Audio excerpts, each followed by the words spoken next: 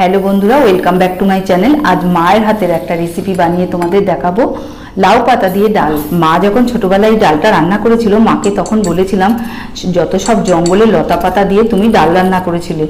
मा तखन बोललो जे এই ডালটা যেমনি উপকারী আর পাতাটাও তেমনি উপকার। তাই মায়ের কথা মনে করি তাই মায়েরই হাতে বানানো রেসিপিটা তোমাদের সঙ্গে শেয়ার করছি। অল্প করতে করতে লাউ পাতাগুলো আমার বানানো হয়ে গেল। ওদিকে প্রেসার কুকারে ডালটাও সেদ্ধ হয়ে গেল। ভালো করে জলের মধ্যে 1 ঘন্টা ডুবিয়ে রেখেছিলাম। মাটিগুলো নিচে পড়ে গেছে, ভালো করে ধুয়ে ওই সেদ্ধ ডালের মধ্যে লাউ পাতাগুলো ডাল সমেত লাউ পাতা আবারও একটা প্রেসারে সেদ্ধ করে রেখে দেবো।